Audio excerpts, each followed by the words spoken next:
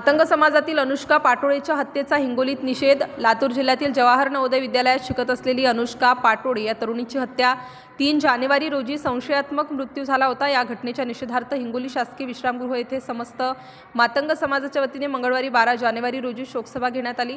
लातूर जिल्ह्यातील जवाहर नवोदय विद्यालयात मातंग समाजातील 6वीतील विद्यार्थिनी कुमारी अनुष्का पाटोळे हिच्या संशयास्पद मृत्यूने राज्य हादरले आहे। या घटनेचे हिंगोलीमध्ये देखील तीव्र पडसाद उमटले आहे। मात्र हा मृत्यू नसून थंड डोक्याने आखलेला घातपात असल्याचा ठाम आरोप समस्त मातंग समाजाच्या वतीने करण्यात आला। अनुष्काचा मृतदेह वसतिगृहातील पलंगाला लटकलेल्या अवस्थेत सापडूनही पोलीस प्रशासन आजतागायत स्पष्ट भूमिका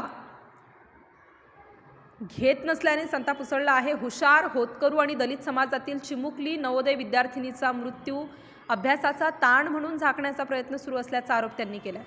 नवोदय विद्यालयातील सीसीटीव्ही फुटेज अद्याप जाहीर न करणे, स्वतंत्र एसआयटी चौकशी न लावणे आणि दोषींवर खुनाचा गुन्हा दाखल न करणे हे सत्ताधाऱ्यांचे अपयश असल्याचे त्यांनी सांगितले।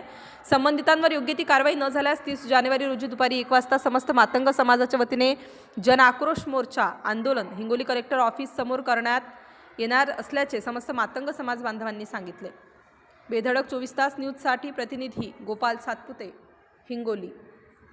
दिनांक 12 जानेवारी 2026 रोजी हिंगोली जिल्ह्याच्या सकल मातंग समाजाच्या वतीने शासकीय विश्रामगृह हिंगोली येथे समाजाची बैठक घेण्यात आली।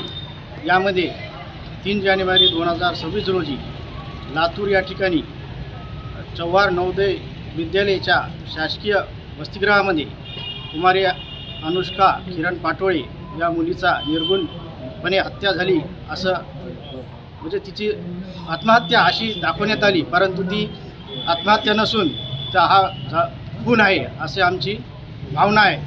तिच्यावर झालेल्या अत्याचार ज्या संबंधित जे तिथं असणारे वॉर्डन, कर्मचारी आणि मुख्याध्यापक यांच्यावर तात्काळ एसआयटी नेमून त्यांच्यावर त्या कुटुंबाला न्याय देण्यात यावा यासाठी दिनांक 31 जानेवारी 2026 रोजी सकल मातंग समाजाच्या वतीने विराट असा मोर्चा जिल्हा अधिकारी मार्फत मुख्यमंत्री यांना निवेदन देण्यात येणार आहे। त्याचबरोबर संबंधित जे यामध्ये आरोपी दोषी निर्माण होतील त्याला फास्ट ट्रॅक कोर्टच्या आधारे त्यांना फाशी देऊन या कुटुंबाला न्याय द्यावा अशी आम्ही मागणी करण्यात येणार आहे।